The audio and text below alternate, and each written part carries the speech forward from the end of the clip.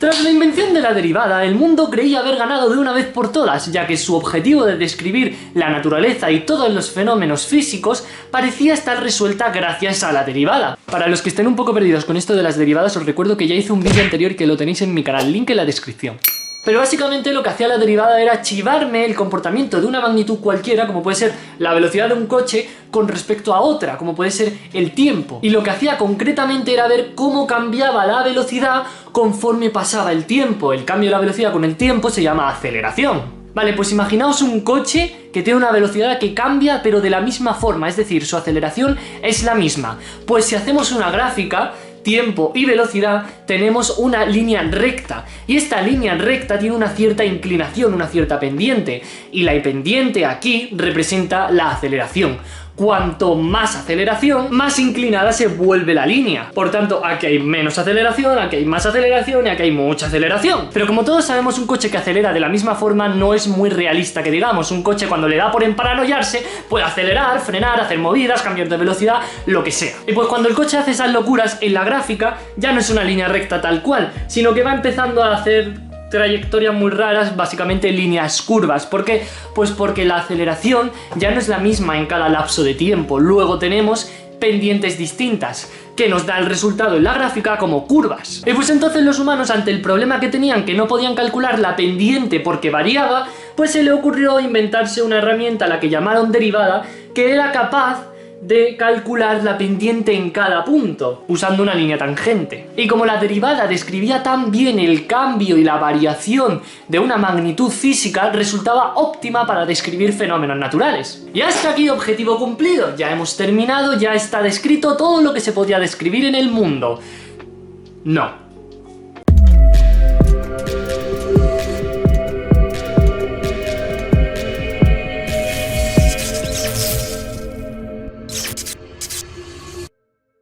No estábamos ni de lejos de describir todos los fenómenos naturales y todos los misterios que la naturaleza nos ponía sobre la mesa. Y de hecho había uno en concreto que no dejaba dormir ni a matemáticos, ni a físicos, ni a mí, ni a nadie, hasta que lo descubrí. Y lo vais a descubrir ahora.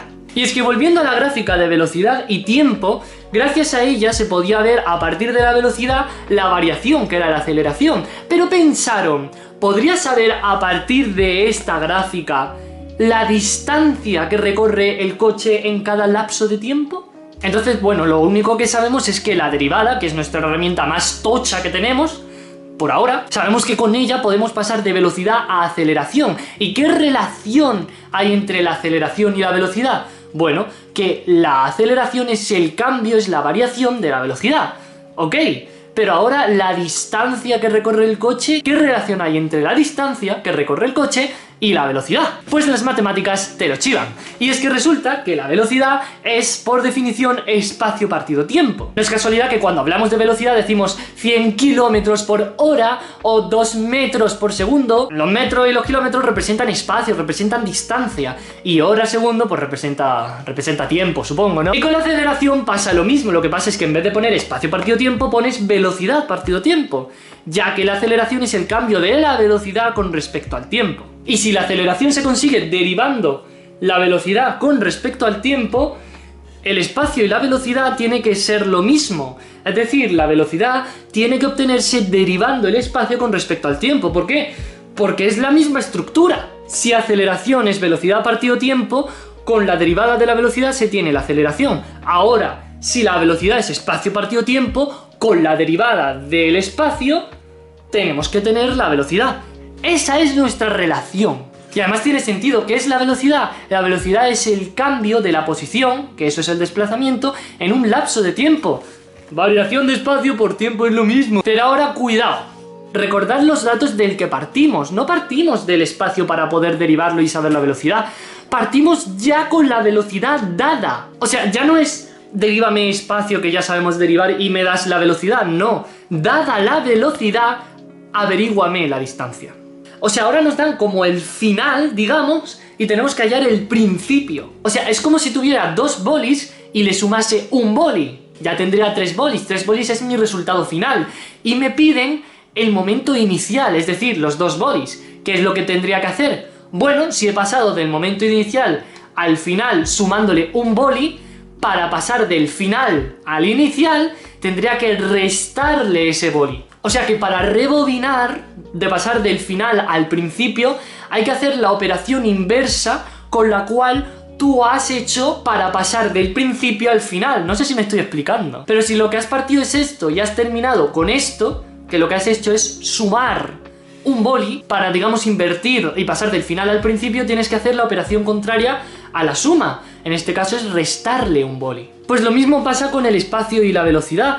Parto de mi espacio, de mis 2 bolis, y llego a la velocidad, mis 3 bolis. ¿Qué es lo que he hecho? Derivar. Sumar un boli. Ahora, si quiero pasar del final al principio, tengo que hacer la operación contraria con la que he ido de principio a final. Si de principio a final he derivado, tengo que hacer la operación contraria a derivar. Vale, pues la operación contraria a la derivada no es ninguna tontería. Vamos a verlo bien en la pizarra. Vale, vamos a imaginarnos en un principio a un coche que no acelera. Su velocidad siempre es la misma, o sea, no cambia, es la misma siempre. Vamos a poner que su velocidad va a ser 2 metros por segundo. Entonces, si la velocidad de mi coche es constante y es 2 metros por segundo, al cabo de un segundo, ¿qué velocidad tiene?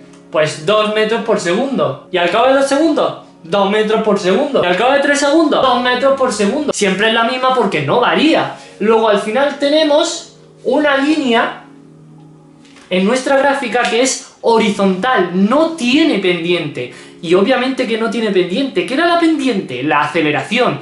Si no tiene pendiente y está horizontal, no tiene aceleración. Y tiene sentido. La velocidad es constante, no hay cambios. Ahora bien, lo que querían era saber la distancia a partir de la velocidad. Y se fijaron en una cosa muy curiosa. Y es que, claro, se vieron en la definición de velocidad. 2 metros por segundo. Significa que en cada segundo va a recorrer 2 metros. Luego, por literalmente regla de 3, al cabo de un segundo va a recorrer 2 metros. Al cabo de 2 segundos, pues 2 y 2, 4 metros. Y al cabo de 3 segundos, 6 metros. ¿Os estáis fijando que al fin y al cabo estamos calculando la distancia cogiendo la velocidad y multiplicándola por los segundos? O sea, cojo 2 y lo multiplico por 1, me da 2. 2 por 2, 4, 2 por 3, 6. Luego, si eso lo pasamos a la gráfica, estaríamos multiplicando la velocidad, que en la gráfica es la y, la altura, por cada segundo, que en la x sería pues o esto, o esto, o esto. Y al estar multiplicándola, se dieron cuenta de que estaban calculando el área de un rectángulo que había aquí. Y pues decían, en un segundo cojo 1 y lo multiplico por 2. Cojo esta base y lo multiplico por esta altura. Y luego para 2 segundos, gráficamente, cojo esta base hasta 2 y lo multiplico por esta altura. ¿Os estáis fijando que al coger una base y multiplicarla por una altura, estamos haciendo la fórmula de un rectángulo? La fórmula de área de un rectángulo es base por altura. Y literalmente lo que estamos haciendo es coger la base, que es la x, o sea, los segundos, y multiplicarla por la altura, que en este caso me coincide que es la velocidad. Y da la casualidad de que me da distancia. Entonces se fijaron que calcular el área del rectángulo era efectivo para calcular la distancia. Y todos sabemos de primaria que el área de un rectángulo es base por la altura. En otras palabras, para calcular la distancia a partir de la velocidad, basta con ver qué lapso de tiempo quieres coger. Vamos a coger 3, por ejemplo, y cogemos esa distancia de la x como la base de nuestro rectángulo y lo multiplicamos por la altura de ese rectángulo en ese punto, que como siempre es la misma, pues es un rectángulo simplemente. Calculando el área que queda por debajo de la línea, estarías calculando el espacio. ¡Pero espérate! Como os dije, las cosas no son tan sencillas como parece. Y esto es fácil de calcular el área porque tenemos una velocidad que no cambia y por tanto la línea es horizontal y se formarán rectángulos. Eso es muy fácil de calcular. Pero como os dije, los fenómenos naturales, y como lo dije en la derivada, los fenómenos naturales son mucho más complejos de lo que parecen. Y la velocidad no siempre va a ser constante. Porque como os he dicho antes, la velocidad de un coche puede variar. El coche puede acelerar, puede desacelerar, pero luego acelerar, pero luego desacelerar, cambiar de velocidad. Y tenemos no una línea recta, sino una línea curva. Y aquí la cosa se vuelve más difícil, porque cariño mío, dime cómo vas a calcular el área de esto. porque esto muy similar a un rectángulo no parece, ¿eh? Claro, lo intuitivo sería pensar en otra fórmula que conozcamos nosotros que calcule polígonos con límites curvos, pero hasta ahora lo que conocemos es solamente la fórmula del círculo, pero esto no tiene ni se parece ni de lejos a un círculo. ¿Un círculo es esto? ¿Tú crees que esto se parece a esto? No. Entonces, si calcular el área era calcular la distancia, solo nos podíamos limitar a aquellas donde las funciones sean rectas. Entonces, ¿qué hacemos con estas? Que de hecho estas representan mejor la realidad de la naturaleza. ¿Cómo podemos calcular áreas con límites que son curvos? Vale, pues os propongo hacer una cosita. Al igual que en el vídeo de las derivadas, que antes de llegar a la solución aplicamos nuestro antiguo método de la punto pendiente, vamos a hacer aquí lo mismo. Olvidémonos por un momento de que tenemos líneas curvas y vamos a volver a aplicar lo del rectángulo de antes. Pongamos que quiero calcular de nuevo la distancia que ha recorrido al cabo de los 3 segundos, ¿de acuerdo? Esto es tiempo, esto es velocidad, el tiempo se mide en segundos y la velocidad se va a medir en metros por segundo. Vale, ¿qué es lo que hacíamos? Cogíamos la base de nuestro rectángulo y tenía que tener la misma longitud que hasta el punto de las X que queramos medir. En este caso es 3, pues la longitud es 3, mi base. Y al igual que antes con el rectángulo, para calcular la altura era subíamos hasta que nos topábamos con la línea recta, digamos. Aquí tenemos que hacer lo mismo. Tenemos que subir verticalmente hasta toparnos con la línea curva. Aquí. O sea, básicamente partimos desde la base y subimos hasta que llegue a tocar la línea de mi función. Y una vez tenemos tanto mi base como mi altura, vamos a hacer un rectángulo, a ver qué pasa. Ok, bonito rectángulo, pero... ¿solución? ¿Ya lo hemos solucionado? Bueno, pues solucionado. Con este rectángulo que acabamos de hacer, lo que hacemos es calcular este área, pero nosotros queremos este área. Y obviamente, en fin, se parecen un poquito, pero no llega a ser una igual que la otra. Como veis, tenemos huecos que o bien no están completados o bien están demasiado completados. Por ejemplo, aquí todo este hueco de nuestro rectángulo sobra. Todo este hueco habría que quitárselo. Y además, fíjate, ahí hay un mordisquillo que se nos ha olvidado un poquillo. Entonces este rectángulo no es muy exacto que digamos. El rectángulo, al ser una aproximación, no llega a cubrir todo y no llega a ser exactamente el área roja. Hay restos de áreas que están marcados de color azul que o bien se ha comido o que bien le ha faltado al rectángulo cubrir. Luego, ¿el rectángulo es el área que queremos? No, es una aproximación muy cutre a lo que de verdad queremos conseguir. Pero eso de aproximación muy cutre y que haya huecos, quedáoslo en vuestra cabeza, porque ahora vamos a reflexionar lo que los antiguos reflexionaron para llegar a la solución y convertir este rectángulo en un área exacta al área que querían conseguir, en este caso el área roja. Vamos con ello. Vale, pues al igual que en la derivada, nuestros antiguos se tiraron días y días y noches sin dormir con tropecientas tazas de café intentando buscar una solución a ese problema. Y se dieron cuenta de que ese problema, el que acabamos de ver, era muy similar a un problema antiguo que ya estaba resuelto, pero podían sacar de ahí alguna cosilla. Pero para ver el problema que nuestros antiguos usaron para inspirarse a resolver el problema que ellos tenían, tenemos que regresar a un periodo muy antiguo, ¿de acuerdo? Concretamente 5000 años antes. Nos remontamos al siglo III a.C., donde había por ahí un nota llamado Arquímedes, que seguro que os suena, que al igual que todos los científicos y muchos de nosotros, tenía sus problemitas. También entended una cosa, y es que en ese momento había una rama de la ciencia llamada geometría que está igual que ahora están las inteligencias artificiales, es decir, son el punto de mira de toda la sociedad, están en desarrollo y se van descubriendo muchas cosas de él. Vale, pues como he dicho, en ese momento la geometría estaba en su prime y había un concepto que tenía bastante loco a todos los científicos y los filósofos de aquel momento, y es que, como todos sabemos, o deberíamos saber, el perímetro de una circunferencia tiene una relación directa con el diámetro de esa circunferencia.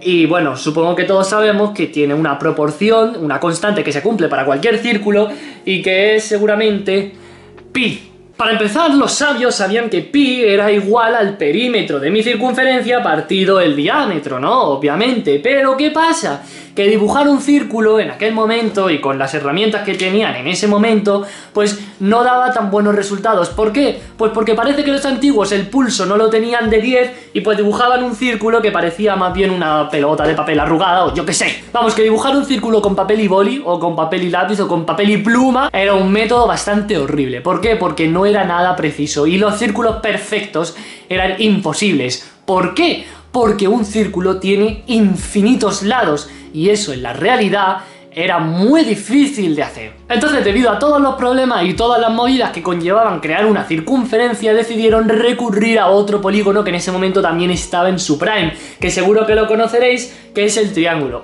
Pitágoras. El triángulo en ese momento aparecía en todos los lugares y es como la base, es como la unidad esencial de la geometría en ese momento, porque los triángulos lo encontrabas en cualquier momento, sobre todo los triángulos rectángulos. Pero hoy no nos interesan los triángulos rectángulos, nos interesan los triángulos equiláteros. Los triángulos equiláteros son aquellos triángulos que tienen sus tres lados iguales. Este triángulo no es equilátero seguro porque lo he hecho a mano alzada, pero me entendéis, ¿no? Así que con el triángulo regular, que tenía los lados iguales, se dieron cuenta de una cosa muy chula, y es que además de un triángulo había una cosa llamada hexágono, ¿de acuerdo? Y un hexágono regular era un polígono que tenía 6 lados iguales. Y luego también había otra cosa llamada dodecágono, que no me va a salir nada bien, pero básicamente es un churro que tiene 12 lados iguales, ¿de acuerdo? A lo mejor os lo voy a poner en pantalla, que es muchísimo más sencillo. Como estáis viendo en pantalla, desde el triángulo hasta hexágono y dodecágono, conforme añadías más y más lados a un polígono regular,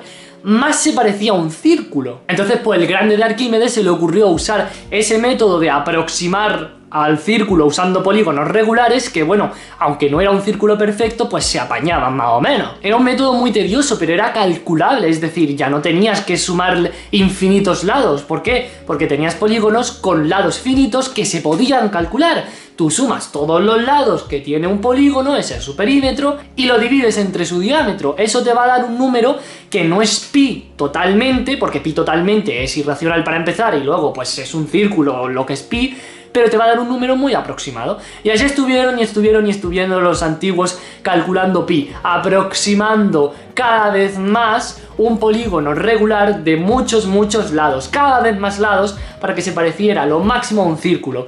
Cuanta mayor cantidad de lados, la medición del número pi va a ser más aproximado y va a tener más decimales correctos. Y bueno, pues de esta forma se pudo hallar más y más decimales de pi, hasta que, bueno, llegó luego el Isaac Newton, rompió el juego, se cargó pi y se volvió a hacer de otra forma. Pero eso es tema para otro vídeo. Y ahora me diréis, vale, muy bonito, pero ¿qué tiene que ver la vaina que nos has soltado con el problema que teníamos de los rectángulos? ¡Qué inocencia, qué inocencia, qué inocencia la ciencia! Vale, voy a explicarme para que pueda llevaros a donde os quiero llevar, ¿de acuerdo? Os recuerdo que un círculo es un perímetro con líneas curvas, al igual que nuestro problema de la función con la función de la línea curva. También tengo que deciros que el método que usaron para aproximarse al círculo era usar inicialmente polígonos que tenían líneas rectas, como mi rectángulo. También recordad que nuestro rectángulo que inscribimos en nuestra función curva se aproximaba de una forma un poco cutre, pero se aproximaba al área que queríamos calcular, al igual que cuando aproximaban al círculo los polígonos. Un triángulo con respecto a nuestro círculo tenía las mismas cosas que tenía nuestro rectángulo con nuestra línea curva.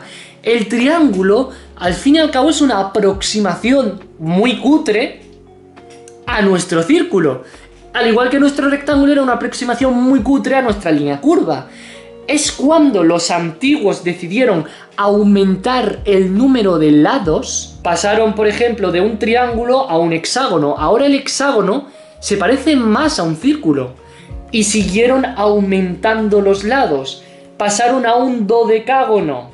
Y este dodecágono se parecía aún más a un círculo. Y además una cosa interesante, si yo inscribo aquí dentro de mi círculo un triángulo, vemos que quedan huecos que no puede rellenar el triángulo. Al igual que el rectángulo tenía huecos que tampoco podía llenar. Y si yo en vez de poner aquí un triángulo pusiera un hexágono, fijaos que ahora los huecos son más pequeños. Y si pusiera aquí un dodecágono, un tridecágono, un quincuágono, cada vez más lados, se parecería más y más a mi círculo. Y pasaríamos de polígonos con líneas rectas a un polígono con líneas curvas.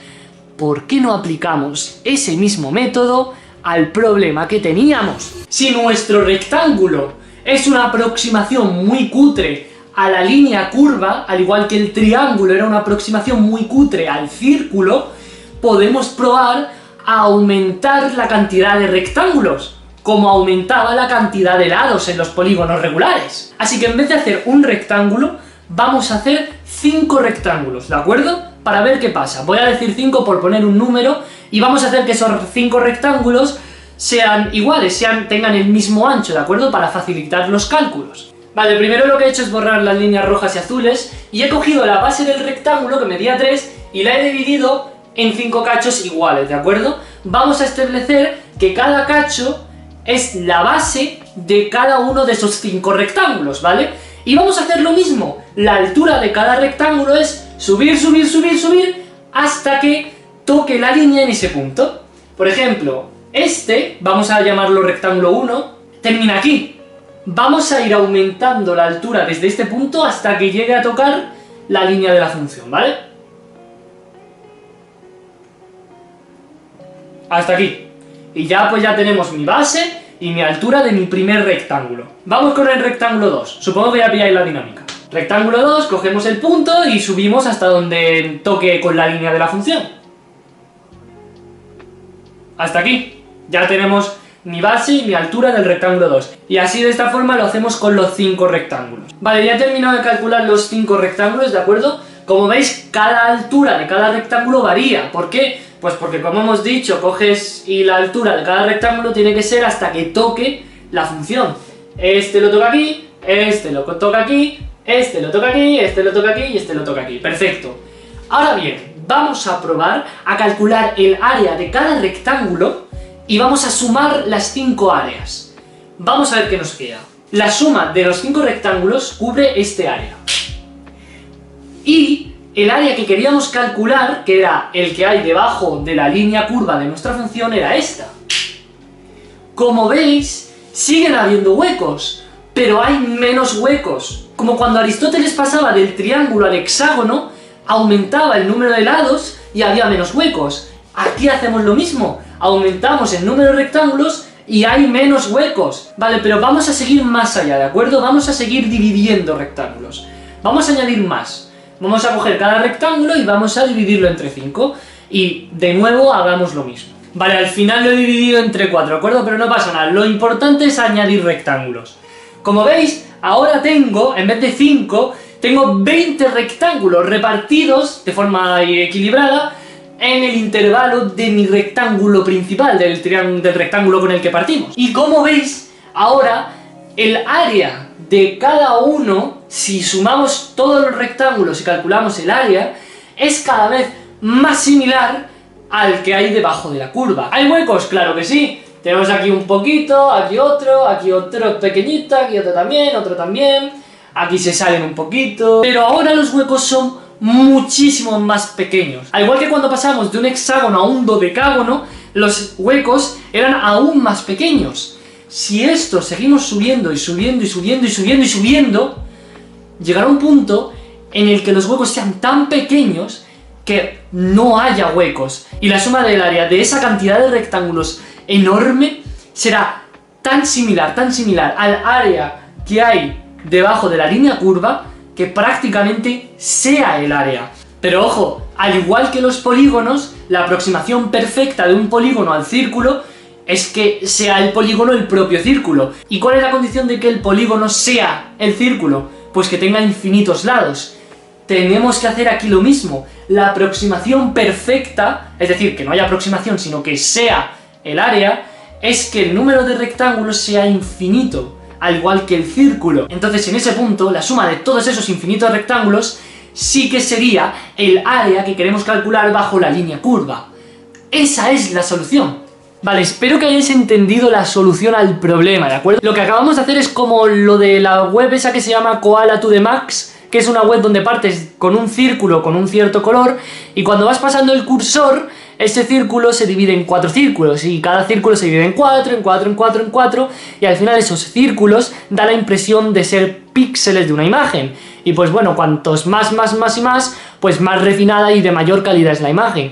Pues igual hemos hecho con los rectángulos. Los rectángulos son como los píxeles de una imagen. Si nosotros tenemos una imagen y la pixelamos, decimos que tiene muy mala calidad. ¿Por qué? Porque tiene pocos cuadraditos, digamos. Es cuando aumentamos más y más el número de píxeles, cuando se asemeja cada vez más a la imagen que queremos representar. De hecho, una imagen perfecta sería aquella que tuviera infinitos píxeles. Pues ahí ocurría lo mismo. Con 5 rectángulos teníamos una aproximación al área, pero de mala calidad, digamos. Y cuando vamos subiendo los rectángulos, el número de rectángulos, va aumentando, digamos, la calidad y se va aproximando más el área de la suma de esos rectángulos con el área que queremos lograr. Vale, pero al igual que la derivada, tenemos que expresar nuestra idea que ha solucionado el problema de forma matemática. ¿Cómo podemos expresar la suma de infinitos rectángulos bajo la línea curva de forma matemática? Primero hay que tener en cuenta una cosa, y es que no necesariamente hay que partir de 0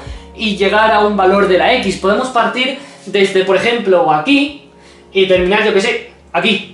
Vamos a usar estos dos puntos, ¿de acuerdo? Quiero calcular el área que hay debajo de la línea curva comprendido en este intervalo, ¿de acuerdo? Como los intervalos pueden variar, no vamos a coger un número específico y otro número específico, vamos a poner letras para generalizar, ¿de acuerdo? Así que vamos a decir que queremos calcular el área que hay desde A hasta B, siendo A y B unos puntos del eje X. Perfecto, pues vamos a hacer una cosa. Primero, en vez de dividirlo en infinitos rectángulos, como no podemos, vamos a simplificar las cuentas poniéndonos en la situación de antes, en 5 rectángulos. Vale, ya he dibujado los 5 rectángulos, pero ahora, ¿en qué consistía nuestra idea? Era de sumar, bueno, calcular el área de cada rectángulo y sumarlos todos. Pues tendríamos que idear la fórmula para calcular cada rectángulo y también la suma para calcular las áreas. Vale, pues primero hay que saber cuál es la fórmula del área de un rectángulo, y como hemos dicho antes, el área de un rectángulo era base por la altura, ¿vale? Ahora bien, vamos a empezar con la base. La base de cada rectángulo es igual, porque hemos establecido que esos 5 rectángulos van a tener el mismo ancho, ¿de acuerdo? Van a ser igual de estrechos o igual de anchos, depende de cómo lo veáis. Luego, esta base de mi primer rectángulo es igual que la base de mi segundo, que la base de mi tercero, cuarto, quinto y así. Vamos a llamarle a cada punto de la X rectángulo 1, rectángulo 2, 3, 4 y 5, ¿de acuerdo? Vale, ya sabemos que las bases de cada rectángulo son las mismas, pero no sabemos cuánto miden exactamente. Bueno, no lo sabemos, pero podríamos deducirlo. ¿Por qué? Porque aunque no sepamos el valor exacto, sabemos que la suma de las bases me tiene que dar el segmento comprendido de A hasta B. Luego entonces podríamos decir que la base de nuestros rectángulos es el segmento A y B partido por 5. Y divido entre 5 el segmento porque, como he dicho, las bases de los rectángulos miden igual. Luego tendríamos la base del primero, más la base del segundo, más base tercero, cuarto, quinto, que me tiene que dar el segmento de A hasta B. ¿Cuánto mide el segmento de A hasta B? Pues B menos A. Si B es esto y A es esto menos esto me tiene que dar esto. ¿Se entiende? Es como con la punto pendiente, lo de x2 menos x1, ¿de acuerdo? Es igual. Ahora, b más b más b más b 5 veces es 5 por b. Y para despejar la base, que es lo que quiero, paso el 5 dividiendo. Luego tengo que la base de todos mis rectángulos es b menos a, que es el segmento dividido entre 5. 5 es la cantidad de rectángulos. La base, en vez de llamarla con la letra b, en matemáticas lo designamos como delta de x. Luego tendríamos que la base de cada uno de mis rectángulos tiene que ser b menos a entre 5, o sea, delta de x. Y ahora que ya tenemos la base, hace falta la altura. El problema con la altura es que la altura no es la misma para cada rectángulo, ¿de acuerdo? Mientras que la base era igual para todos los rectángulos, la altura varía. O sea, la del primer rectángulo es esta, la del segundo rectángulo es más pequeña, la del tercer rectángulo es más pequeña, la del cuarto rectángulo es más alta y la del quinto rectángulo es más alta. Entonces, ¿cómo podemos establecer, digamos, una fórmula? Pues bien, como dije antes, la altura a la que hay que poner cada uno de nuestros rectángulos es esa altura donde toque la línea de mi función. Y el que toque la línea de mi función es básicamente la imagen en ese punto. Me explico, cada rectángulo tiene su base determinada por un punto de la X. De hecho, en vez de poner R1, R2, R3, R4 y R5, a modo de rectángulos, podemos poner X1, X2, X3, X4 y X5. ¿Por qué? Porque son puntos, al fin y al cabo, de la X. X1 es igual que R1, ¿de acuerdo? O sea, el rectángulo 1 es X1, el rectángulo 2 es X2 y así. Y la función de cada X que tengo aquí es la altura de mi rectángulo. Es decir, X1, ¿cuál es su función? Esta. Y esta es la altura de mi rectángulo. X2, ¿cuál es su función? Esta y esta.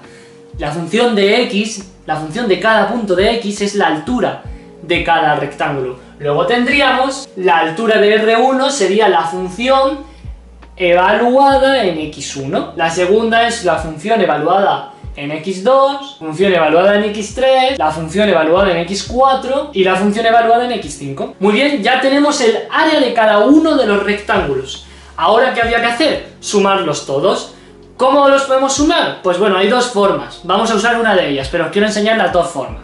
La forma más intuitiva de sumar estos rectángulos sería literalmente coger el área del rectángulo 1 y sumarle el área del rectángulo 2 y sumarle el área del rectángulo 3 y sumarle el área del rectángulo 4 y sumarle el área del rectángulo 5, ¿de acuerdo? Y como cada área tiene su correspondiente fórmula, digamos, pues sería delta de x por función de x1 más delta de x función de x2 y así con todos los rectángulos.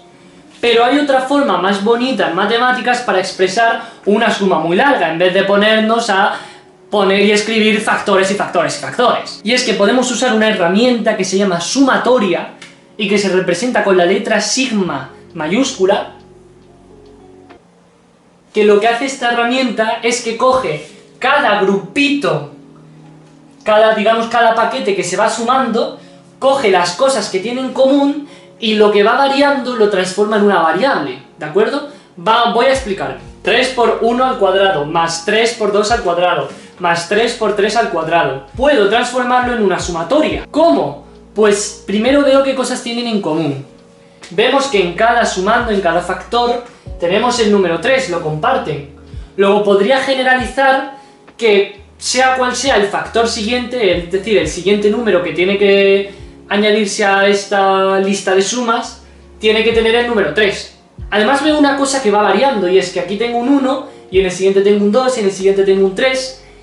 Intuitivamente el siguiente sería un 4. Luego al fin y al cabo estamos viendo que hay un elemento que va variando. Primero está el 1, luego el 2, luego el 3, luego el 4.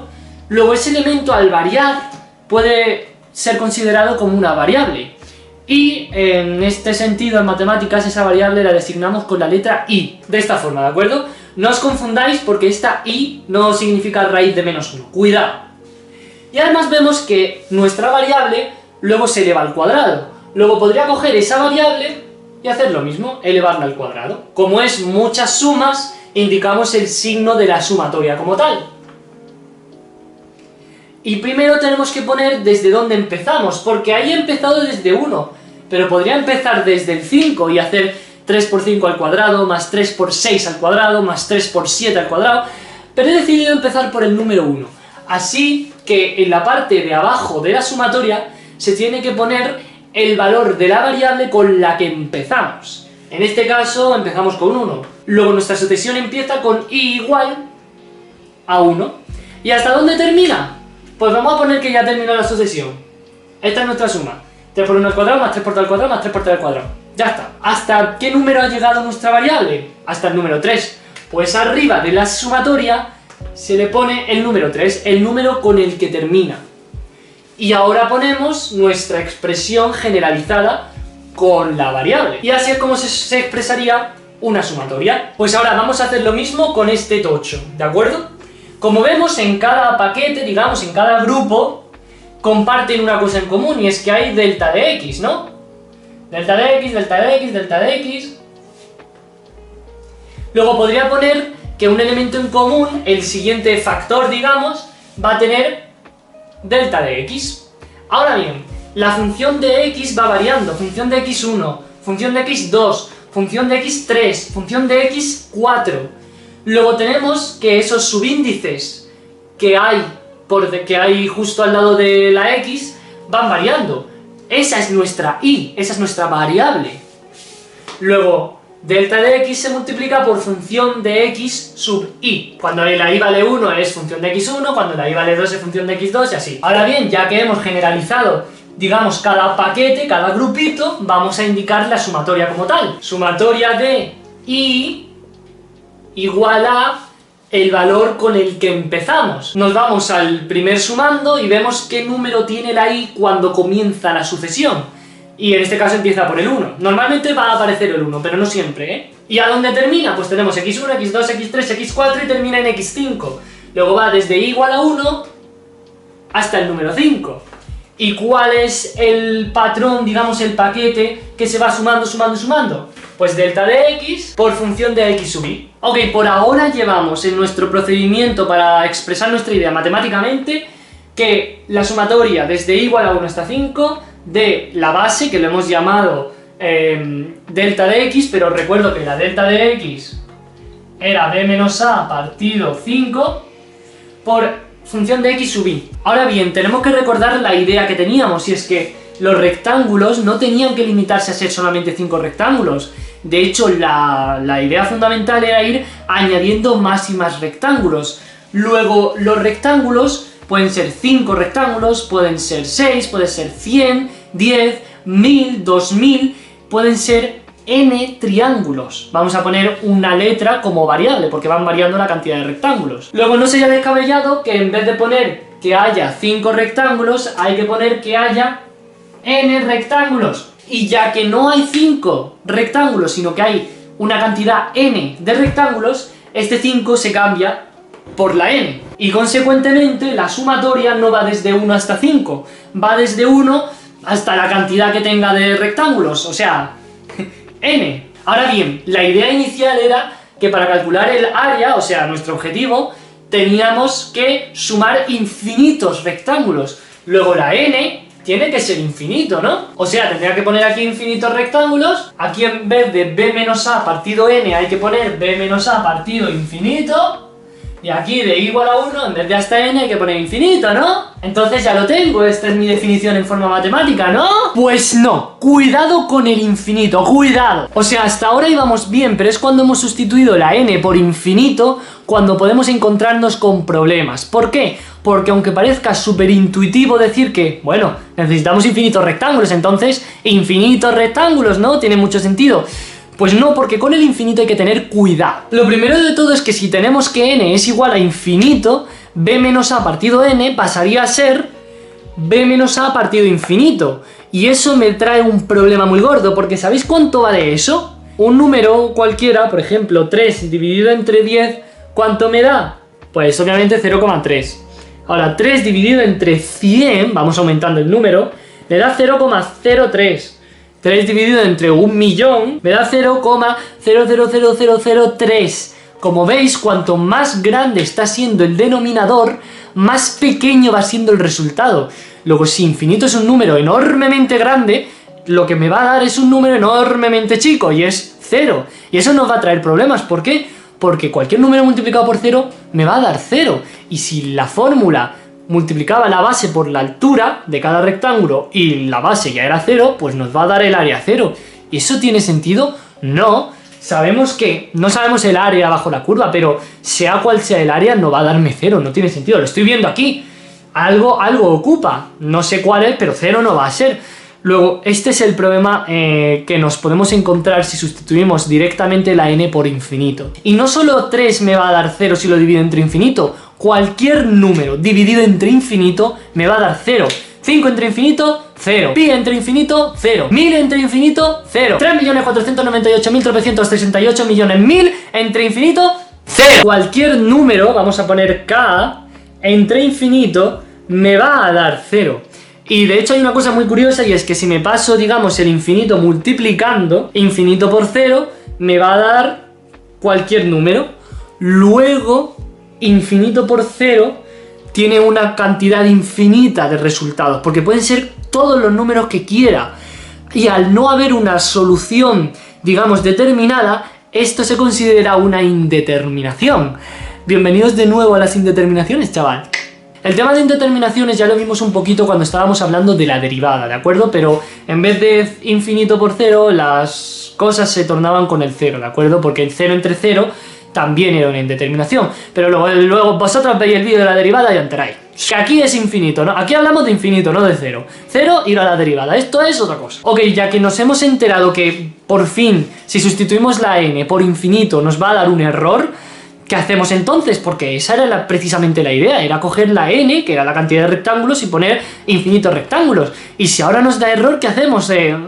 ¿Hemos fallado? ¿Abortamos misión? ¿Nos rendimos? ¿Tiramos la toalla delante de la naturaleza? No. Para nada, no nos rendimos, aquí nadie se rinde, ¿de acuerdo? Antes nos morimos en vez de rendirnos. Vale, capaz lo he llevado un poco al extremo, pero déjame que me explique, ¿de acuerdo? El motivo de que nos dé un error si sustituimos infinito en nuestra fórmula es básicamente porque infinito no es un número, no funciona como número.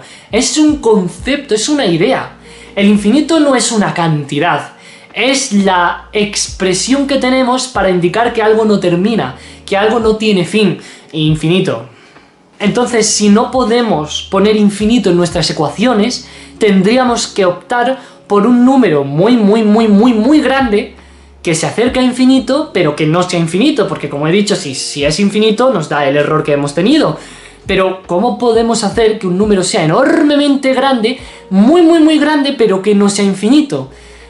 ¿Sabéis qué quiero decir con esto? ¡Fua! Lo habéis adivinado. Nuestros viejos y queridísimos amigos, los límites. Literalmente nuestro seguro de vida. Literalmente yo creo que es la única herramienta matemática de la que podemos confiar siempre y de la que podemos darle nuestra confianza incluso a ciegas. Si no habéis visto la segunda parte del vídeo de las derivadas, que es el vídeo en donde explico parte de los límites, pues podéis ir a verlo, ¿de acuerdo? Pero vaya, para los que os dé pereza ver el vídeo, entended que el límite es básicamente hacer que un valor se parezca a otro lo máximo posible, pero sin llegar a serlo.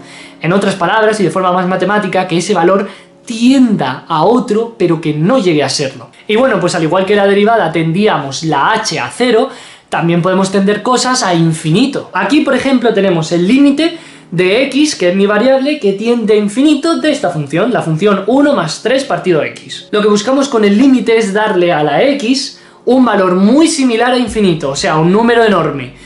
Pero claro, no vamos a poner aquí y sustituir la x por un número grande porque no cabría en la pizarra. Así que pues para ahorrar pizarra, ahorrar tinta y ahorrar energías, vamos a sustituir la x por el infinito, ¿de acuerdo? Pero ojo, sustituyendo la x por infinito no significa que x valga infinito. Es nuestra forma de expresar que x es un número muy grande que no es infinito, pero digamos que tiende a él. Vale, esto puede ser muy confuso, ¿de acuerdo? Y para la gente que no haya visto los límites ahora mismo se tiene que estar rayando mazo. Así que de verdad os recomiendo que os vayáis y veáis el vídeo de la parte 2 de derivadas donde explico los límites bien para que se entienda de una forma perfecta, ¿de acuerdo? Porque es que si no voy a seguir con las explicaciones y esto os va a sonar a chino, ¿vale? Luego entonces, continuando con la explicación, aquí tendríamos 3 entre infinito, un número repartido entre un número infinito de personas, pues ¿a qué le toca? Pues a nada a cada uno, o sea, básicamente esto es 0, y el resultado de nuestro límite sería simplemente el número 1, ¿de acuerdo? Perfecto. Ojo, curiosidad, todos los números entre infinito me va a dar 0, excepto el propio infinito. O sea, infinito entre infinito no me va a dar 0, es otra indeterminación.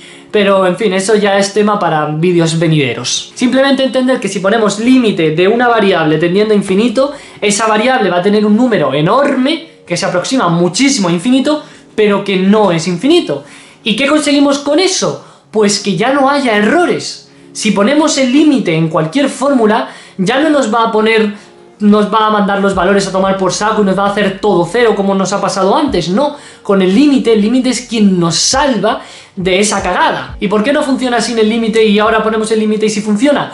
Pues porque al poner límite le estamos indicando a las matemáticas que el número que supuestamente era infinito no lo es. Es un número enorme, pero no es infinito. De ser infinito, o bien se nos iría todo a tomar por saco, o bien haría ceros y se nos anularía todas nuestras fórmulas, o bien nos estaríamos saltando leyes de las matemáticas. Pero es que todo ese tema de límites y de indeterminaciones, te juro que es para temas venideros. Simplemente entender que poniendo límite nos quitamos el error que teníamos de antes. Entonces, una vez sabiendo lo de los límites, podemos aplicarlo a nuestra idea. Ya que hemos tenido un error poniendo y sustituyendo directamente infinito, vamos a cambiar infinito por lo de antes, vamos a dejar las n's como antes, y al lado, en vez de sustituir n por infinito, que nos va a dar el error de antes, vamos a poner que n sea un número enorme, pero que no sea infinito, para limpiarnos las manos y no tener errores. Así que ponemos el límite cuando la n, que es los rectángulos, tiende a infinito. Tiende a un número enorme, pero que no es infinito. Y ya estaríamos. He aquí la fórmula que me permite calcular el área que va quedando por debajo de la línea curva de mi función. Y funciona para cualquier función del mundo. No importa que tenga líneas curvas o rectas o lo que sea. Esta fórmula funciona para todas. Y bueno, esta fórmula en específico se le conoce en matemáticas como la suma de Riemann. Y debido a que logra juntar, es decir, integrar todos los rectángulos al completo en mi intervalo, esta fórmula también se le conoce por el nombre de integral. ¡Voilá! Y bueno, para que esto sea más elegante, aunque en mi opinión esto ya es bastante decente, decidieron evitar toda esta sumatoria y límites y representarlo en un solo símbolo. Y pensaron que como era una suma infinita de rectángulos, tomaron una S y la alargaron para simbolizar esa suma infinita. Entonces tomaron una S e hicieron una S larga, larga, larga, de esta forma. Luego pusieron la f de x sub i, iba transformándose simplemente en f de x. El intervalo que iba desde a hasta b se ponía por debajo y por encima de la s. Y por último se ponía el delta de x. Pero no de esa forma, no como delta de x, ya que pensaron los matemáticos que al ver que delta de x era la base de cada rectángulo, como los rectángulos eran infinitos, esas bases eran muy pequeñas, muy diminutas, infinitamente pequeñas. Luego, al ser tan diminutas, se les consideraban indiferentes, y de ahí proviene el término matemático de diferencial. El diferencial es como, por decirlo así, algo tan pequeño que es infinitamente enano. Y bueno, como las bases de los rectángulos, al fin y al cabo, son trocitos diminutos del eje x, se le pone diferencial de x. Y aquí tenéis a la integral definida, el símbolo y la estructura más básica que todos los niños de segundo y primero de bachillerato deben de haber visto en todos los libros de matemáticas en su vida. Vale, pues ya hemos terminado. No, aún queda lo más importante, y es ver si la definición realmente funciona. En nuestra cabeza dice que sí, y las matemáticas pues van a decir que sí, pero la experimentación se encargará de corroborar si nuestra idea se cumple en el mundo real. Así que vamos allá. Vamos a hacer lo mismo que hicimos en el vídeo de las derivadas, y es que con las derivadas también hicimos lo mismo, aplicamos la definición de derivada en un problema. Así vamos a hacer lo mismo con la integral, ¿de acuerdo? Y vamos a volver a Juanillo con sus pizzas y con su camioneta, ¿de acuerdo? En el vídeo de las derivadas vimos que Juanillo manejaba su camioneta súper mega feliz, y pues bueno, como tenía un acelerador la camioneta, pues podía acelerar. Y sabíamos también que la aceleración es el espacio partido por el tiempo al cuadrado. Despejábamos el espacio pasando el tiempo al cuadrado multiplicando al otro miembro, y tenemos que aceleración por tiempo cuadrado es igual al espacio, ¿ok? También fijamos una aceleración constante para Juanillo, ¿de acuerdo? Juanillo se creía súper guay, súper chulo, y pisaba el acelerador a 4 metros por segundo cuadrado. Es decir, cada segundo su velocímetro aumentaba un valor de 4, o sea, si pasaba de 0, pues al siguiente segundo 4, al siguiente 8, al siguiente 12, 16, nada. Luego tenemos que la fórmula de Juan es 4 por t al cuadrado partido espacio, y esto es repaso de las derivadas, y además si dibujábamos esta función en una gráfica, y al dibujarla pues nos daba una línea curva, y sabíamos que en las líneas curvas la pendiente era distinta en cada punto. La pendiente en la ecuación de Juanillo era la velocidad. En otras palabras, la velocidad era distinta en cada punto. Es normal, porque la aceleración hace que cambie la velocidad. Entonces, calculamos la derivada para hallar la velocidad en cada punto. Y pues si veis el vídeo anterior, vimos que la derivada de 4t al cuadrado era 8t. Ahora bien, vamos ahora a usar la nueva fórmula aquí. Si con la derivada hemos pasado de tener espacio que recorría la camioneta de Juanillo a tener velocidad que tenía la camioneta de Juanillo, con la integral tendría que ocurrir lo contrario. Partiendo de velocidad directamente, tendríamos que volver al inicio, al espacio, ¿no? Pues vamos a ver si se cumple y si es cierto. Ok, he cambiado, ¿vale? Los valores, en vez de tener velocidad vamos a hacerlo más matemáticamente y tenemos la función de x, y en vez de tener tiempo tenemos la x. Esta era la velocidad de Juanillo. Y os recuerdo que había que llegar a 4t al cuadrado, ¿vale? Antes con la derivada partíamos de aquí hasta aquí y ahora hay que intentar hacer lo mismo pero el camino hacia atrás, ¿de acuerdo? Pues vamos a verlo. Al igual que en la derivada tenemos que poner límite en todos los pasos hasta que sustituyamos la n por infinito, ¿de acuerdo? Así que vamos a poner todo el rato límite, ponemos la sumatoria y ahora hay que saber la base y la altura de todos los rectángulos. Pues bien, como hemos generalizado y no estamos cogiendo dos puntos para calcular el área bajo la curva, vamos a poner simplemente las generalizaciones, es decir, va a partir de un intervalo A hasta un intervalo B, así que simplemente ponemos B menos A entre n, ¿de acuerdo? Y luego la función de x sub i. Aquí llega un momento clave. ¿Cómo podemos hallar la función de x sub i? Vamos allá. Claro, en nuestra definición los rectángulos partían desde el punto de la x llamado A hasta otro punto que era el llamado B. Pues, ¿cómo podemos medir cada una de, digamos, de las bases? Pues, bueno, sabemos que esto, ¿cuánto tiene que medir? Delta de x, ¿no? Esto, ¿cuánto tiene que medir? Delta de x. Y esto tiene que medir delta de x, pero no nos interesa simplemente el delta de x, queremos medir la x sub i de esta, la x de aquí, la x de aquí, o sea, hay que identificar cómo podemos diferenciar cada x, es decir, cómo podemos diferenciar cada base de los rectángulos, porque aunque sean las mismas bases, son distintos rectángulos, no tendrán todas las mismas funciones. Entonces, para solucionar esto, podríamos poner que hasta aquí es el rectángulo número 1, hasta aquí es el rectángulo número 2 y hasta aquí es el rectángulo número 3. Si cogemos y multiplicamos, ojo, 1 por delta de x, estamos aquí. Y este es mi rectángulo 1. Si ahora lo multiplicamos por 2 el delta de x, tenemos 1 y otro. Y estamos en el rectángulo 2, precisamente. Si lo multiplicamos por 3 delta de x, tendríamos delta de x, delta de x, delta de x. Y estaríamos en este punto, y esto es el rectángulo número 3. En otras palabras, para diferenciar cada rectángulo tendríamos que partir desde el punto del eje x donde empezamos y sumarle delta de x tantas veces como el número del rectángulo. Si yo quiero estar en el rectángulo 2, pues tengo que multiplicar 2 veces la base, digamos. Porque si lo multiplico por 1 estoy en el rectángulo 1, pero si vuelvo a multiplicarlo, si añado otra base, estaría en el rectángulo 2, ¿no? Y si añado otra base, estaría en el rectángulo 3. Y si añado otra base, en el rectángulo 4, es decir, la base de todos los rectángulos por esos números, el 1, el 2, el 3, el 4, el 5, ¿y eso qué era? Mi variable y. Luego x sub i tiene que ser el punto desde el que parto más la base por tantas veces el número, pues, del rectángulo que a mí me interese. Y si esto es xy, la función de xy, ¿qué tiene que ser? ¿Qué es lo que hacemos con cada x? Multiplicarla por 8, ¿no? Luego, función de x sub i tiene que ser x sub i por 8, o sea, 8 por a más delta de x por i.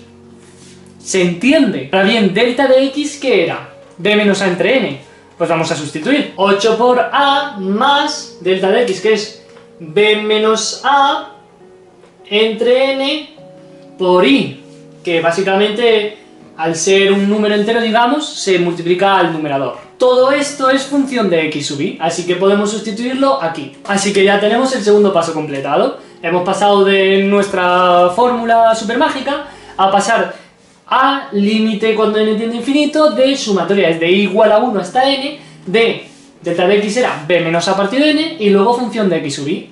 8 por a más delta de x, que es b menos a entre n por i, ¿vale?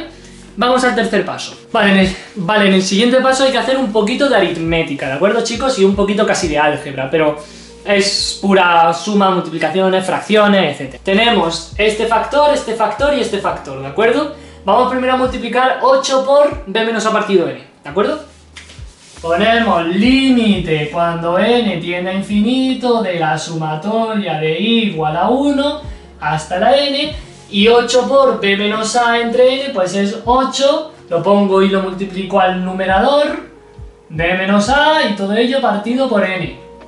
Y esto se multiplica a más b menos a por i partido la n. Ahora, aquí tengo distributiva. Este elemento por este más este elemento por este. Límite cuando n tiende a infinito de i igual a 1 hasta n de 8 por b menos a entre n por a es como 8a por b menos a partido n. Y ahora 8 por b menos a entre n por b menos a y partido n, pues vamos a hacer numerador con numerador y denominador con denominador. 8b menos a por b menos a por i, pues esto es 8 por b menos a por b menos a por i. b menos a por b menos a es b menos a al cuadrado. Y luego denominador con denominador. N por n, n al cuadrado. Ahora un paso importante. Ya nos estamos topando con la sumatoria, entonces hay que empezar a aplicarla, ¿de acuerdo? Tenemos al fin y al cabo una sumatoria de dos sumas. Tenemos básicamente esto, sumatoria de a más b, siendo a este tocho y b siendo este tocho. Pues bien, entended que como la sumatoria lo que hace es sumar varios grupos, si cada grupo es literalmente una suma, al fin y al cabo lo que estás haciendo es sumar muchas sumas. Luego, la suma de dos sumas es como la suma individual de cada una. ¿Me estoy explicando? Esto es igual que esto. Sumatoria de a más b es como sumatoria de a más sumatoria de b. ¿Por qué? No importa el orden, estás sumando dos sumandos. Suma de otra suma, eso no importa. O sea, sumatoria de a más b, eso es como, yo que sé, sumatoria. Imagínate que la i estuviera aquí. Imagínate que la i estuviera en ambos lados, ¿no? Y partiéramos, yo que sé, de i igual a 1 hasta, yo que sé, hasta 5, ¿no?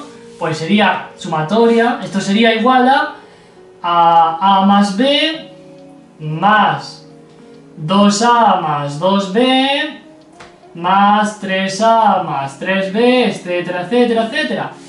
Pero podríamos básicamente buscar otra forma de hacerlo y escoger y agrupar las a's y vemos que todas tienen una a en común y lo único que varía es el coeficiente que tienen, luego podríamos poner la i y hacíamos la sumatoria.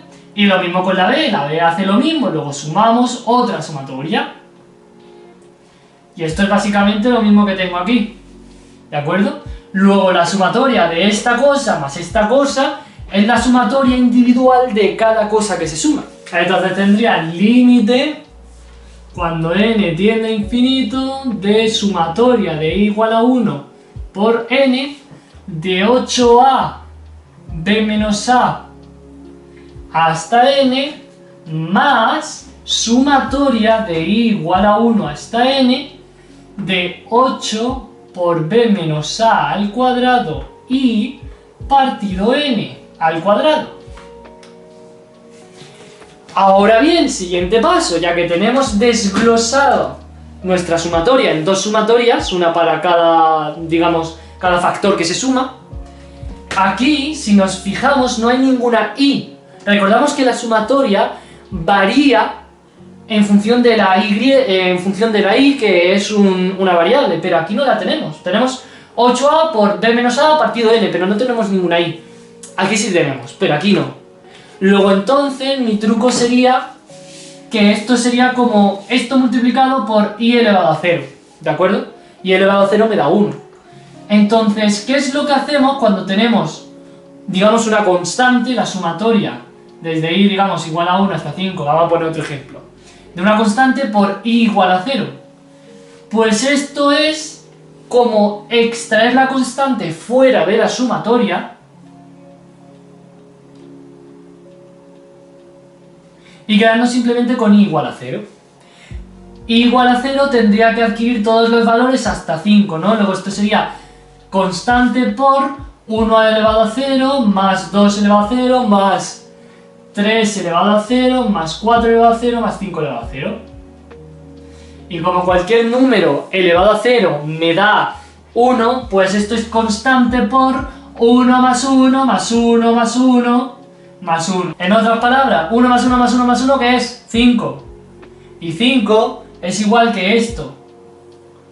Luego, para cualquier número n, podríamos sacar esto, que también es una constante, digamos, porque lo único que varía en sumatoria es la i. Lo demás es una constante. ¿Por qué? Porque siempre aparece en cada grupo que se suma, en cada factor, digamos. Entonces, yo extraigo esto y tengo i elevado a 0. Pero como hemos dicho, i elevado a 0, al final lo que me da es el número que tengo básicamente arriba. Luego, aquí sería límite de n tendiendo a infinito, y ahora sacamos toda esta constante fuera de la sumatoria. De 8a b menos a partido n. Ahora sumatoria desde i igual a 1 hasta n de i igual a 0. I igual a 0, todo i igual a 0 me va a dar 1. Luego sería 1 más 1 más 1 más 1 más 1, lo que hemos visto antes. 1 más 1 más 1 más 1 así hasta n. Y 1 más 1 más 1 más 1 más 1 hasta n es como n. Luego esto se me transformaría simplemente en n, que multiplica todo esto, ¿vale? Y lo mismo podemos hacer aquí. Aquí todo esto es una constante. Es solamente la i la que no es constante porque varía, ya que depende de la sumatoria de i. Ya que i depende de la sumatoria. Entonces, esto sí que se puede extraer. Tendríamos 8b menos a al cuadrado partido n al cuadrado. Sumatoria desde i igual a 1 hasta n ¿de qué? De i. Eso básicamente 1, 2, más 3, más 4, más 5, más 6, más 7, así hasta n. Ok, este n multiplicando y este n dividiendo se me pueden ir. ¿Y cómo resuelvo la sumatoria de i? Pues bien, tenemos que meternos en una cosa que se llama inducción. Espérate. Vale, para entender el concepto de inducción o el método de inducción, que llega a ser lo mismo, hay que entender una cosa, y es que los matemáticos son perezosos. Si tú tienes, por ejemplo, una suma infinita de 1 más 2 más 3 más 4 más 5, así todo el rato hasta un número n, los matemáticos no son tontos y no se van a poner con la calculadora a sumar 1 más 2 más 3 más 4 más 5 más 6, así hasta un número n, que imagínate, si n es 2 o 3, pues bien, 1 más 2 más 3 son 6, ¿no? Pero si imagínate que n son 1.000.000, pues hay que ir 1 más 2 más 3 más 4 así hasta 1.000.000. Eso tardas la vida. Entonces, ¿qué se le ocurrió a los matemáticos? Pues crear una fórmula que te dijese cuánto vale el resultado de sumar varios números naturales seguidos, ¿de acuerdo? Y pues la suma es... concluyeron que es n por n más 1 partido por 2. Pero claro, eso hay que demostrarlo. ¿Cómo se demuestra? Pues aquí empieza el método de inducción. El método de inducción, que no tiene que ver nada con hornillas, ni con la cocina, ni con las hornillas estas de inducción electromagnéticas, no tiene que ver nada, ¿de acuerdo? Estos son matemáticas, ¿vale? No electromagnetismo, por ahora. Y es que primero habría que demostrar si esto se cumple para el 1, para n igual a 1. Vamos a verlo, supongo que se cumple, ¿no? Vamos a empezar con n igual a 1. Si tengo yo aquí el 1, pues para demostrar que se cumple sería para n igual a 1, luego sería 1 por 1 más 1 es 2, 1 por 2 es 2 y entre 2 es 1, ¿ok? Se cumple para n igual a 1. Vale, como veis puedo hacer lo mismo que he hecho con n igual a 1 para n igual a 2, n igual a 3, 4, 5, 6 y así, pero nos tiraríamos la vida entera. ¿Cómo podríamos nosotros demostrar que sirve para cualquier número, sin tener que hacer cálculos infinitos que no tardaríamos? Pues bien, pues hay una afirmación que en matemáticas es cierta, y es que si se cumple para n más 1, se cumple para todo n. Es decir, o sea, me explico, la n es el número con el cual termina la sucesión, es decir, pasamos de 1 más 3 más 4 más 5 más 6 más 7, así hasta n. n es el elemento final, el que termina la suma. Si hacemos n más 1, estamos indicando que no hay final, estamos diciéndole que no, n no es el final, es n más 1. Pero si n más 1 es el final de toda esa secuencia de sumas, podríamos hacer que n más 1 sea n.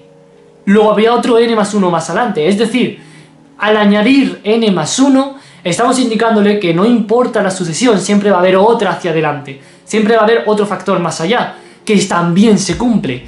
Luego, si hacemos y demostramos que n más 1 también se cumple para todos los n. ¿Cómo se demuestra? Pues haciendo álgebra y viendo si hay una igualdad. Si se cumple una igualdad, tenemos una identidad. Y la identidad en álgebra significa que, digamos, se cumple la ley matemática. Vamos a demostrarlo. Vamos a demostrar si se cumple para n más 1. Tendríamos 1 más 2 más 3 más 4 más n más 1. ¿Y eso a qué tiene que ser igual? Pues sustituimos n por n más 1. Entonces me quedaría n más 1, porque es n, y luego n más 1 más 1. Eso es n más 2. Y todo ello divide entre 2. Es decir, ahora ¿cómo pasamos de esto, que al fin y al cabo era una sucesión, a demostrarlo con una fórmula fija? Pues, chico, si esto es verdad que es esto, si 1 más 2 más 3 más 4, así hasta n es n por n más 1 entre 2, yo puedo demostrar esta sucesión hasta aquí y la sustituyo por esta fórmula. O sea, sabíamos que en un principio la fórmula es que 1 más 2 así hasta n es igual a n por n más 1 entre 2. Vale, pues 1 más 2 así hasta n más n más 1, pero si quitamos el n más 1, fijaos con lo que nos quedamos. Esto es lo mismo que esto, y si esto es igual que esto, esta fracción la podemos sustituir en la sucesión de 1 más 2 así hasta n. O sea, todo esto lo puedo borrar y lo sustituimos por esta fracción, porque tiene que ser lo mismo, ¿no? Supuestamente es lo mismo. Vamos a asumir que todo esto se cumple. Si nos encontramos con incoherencias, significa que está mal la fórmula, pero si nos encontramos con coincidencias, significa que la fórmula matemáticamente es correcta. Entonces, al fin y al cabo tenemos n por n más 1 entre 2, que era la sucesión de 1 más 2 hasta n, más n más 1, es igual a n más 1 por n más 2 entre 2. Vale, ahora vamos a hacer simplemente aritmética. N más 1 por n más 2 se puede hacer distributiva, este por este, más este por este, más este por este. Y al igual se puede hacer n por n más 1, que eso sería n al cuadrado más n. Tendríamos, al hacer distributiva aquí, tendríamos n al cuadrado más n más 2n. N más 2n es 3n, luego aquí puedo sustituirlo. 3n más 2. ¿Ok? Vamos a intentar acoplar el n más 1 a nuestra fórmula de aquí, ¿de acuerdo? N más 1 es como n más 1 por 2 entre 2, ¿de acuerdo? Aquí me lo tacharía y me quitaría la fracción. Pero al haber hecho la fracción, lo que quiero hacer de esto es, intencionadamente, es fusionar estas dos porque tienen el mismo denominador. Luego esto sería simplemente... Luego fusionaríamos factor, como son denominadores iguales, pues simplemente lo sumamos tal que así. Y ahora aquí podemos hacer distributiva, 2 por n más 2 por 1, que eso es 2n más 2. Y fijaos lo que hemos llegado. N al cuadrado más 3n más 2 entre 2 es igual a n al cuadrado más 3n más 2 partido 2. O sea, esto es igual que esto. Y como son iguales, cualquier número n que ponga aquí me va a dar lo mismo. Es decir, se cumple la regla. Luego 1 más 2 más 3 así hasta n es cierto que es igual a n por n más 1 entre 2. Y eso lo podemos aplicar aquí. ¡Vamos allá! Así que seguimos, sería esto el límite cuando n tiene infinito de... Lo hemos quitado aquí la n, luego sería simplemente... O sea, voy a hacer ya distributiva, 8a por b menos 8a por a, que sería 8ba menos 8a al cuadrado. Luego sumo, esto lo dejo tal cual, b menos a al cuadrado entre n al cuadrado. Y fíjate, sumatoria desde i igual a 1 hasta n de i. Eso es 1 más 2 más 3 más 4 más 5 más 6 así hasta n. O sea, esto literalmente es 1 más 2 más 3 más 4 así hasta n. ¿Y esto qué era? Por lo de inducción. N por n más 1 entre 2. Luego podemos sustituir esta sumatoria por n por n más 1 entre 2. Luego esto es igual a esto lo podemos poner aquí. Por n más 1 entre 2. ¿Ok? Sé que esto es muy confuso, o sea, de hecho, comparado con la derivada, esto es mucho más complicado. Ahora vamos a hacerlo un poco más porque no me queda más espacio, vamos a hacerlo aquí directamente. Vosotros en un papel tendríais que seguir poniendo, tendríais que poner aquí, pues igual, y aquí otro igual y seguir, ¿de acuerdo? Pero yo para ahorrar espacio, voy a seguir aquí mismo, ¿vale? Como esto es una multiplicación de fracciones, puedo hacer denominador por denominador entre numerador por numerador, o sea, lo unifico y esto por todo esto. Ahora bien, como el orden de los factores no altera el resultado, es lo mismo poner n al cuadrado por 2 que 2 por n al cuadrado, o sea, básicamente lo que estoy haciendo es intercambiarlo. ¿Qué consigo con intercambiarlo? Que si ahora quito esa fracción y lo pongo como antes, como el producto de dos fracciones, lo desgloso, digamos, puede hacerse más ameno los cálculos. Porque ahora tengo 8 entre 2, que eso es 4, y luego me quito esta fracción. Y n entre n al cuadrado se me va esta n y se me da aquí otra n. Luego tengo límite, cuando n tiende a infinito, esto es igual, esto también es igual, 8ba menos 8a al cuadrado más 4b menos a al cuadrado por n más 1 entre n. N más 1 entre n es como n partido n más 1 partido n. ¿Y n partido n qué es? Un número entre ese mismo número es 1. O aquí puede ser 1. Y aplico distributiva, esto por esto, más esto por esto. Voy a ir borrando por arriba un poquito. Yo entiendo que esto es muy complicado porque cuesta entenderlo. Porque al fin y al cabo estamos haciendo literalmente límites y estamos demostrando que entendemos la fórmula. De esta forma estamos demostrando que la entendemos porque podemos manejarnos tanto ideológicamente, como eran los rectángulos, como matemáticamente. Vale, pues vamos a seguir. Esto pongamos aquí otro igual. Límite de n tendiendo a infinito de 8ba menos 8 al cuadrado más, y aquí hago distributiva, 4 por b menos a al cuadrado por 1 es 4 por b menos a al cuadrado.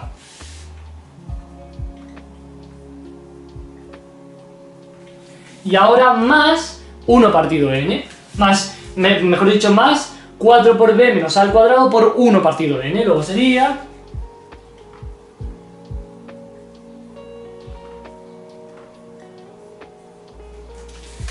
esto es una multiplicación de fracciones, luego sería 4 por... eso sería... este número lo podríamos multiplicar con el numerador, y como el numerador es 1, simplemente se quedaría como 4 por b menos a al cuadrado, todo entre n.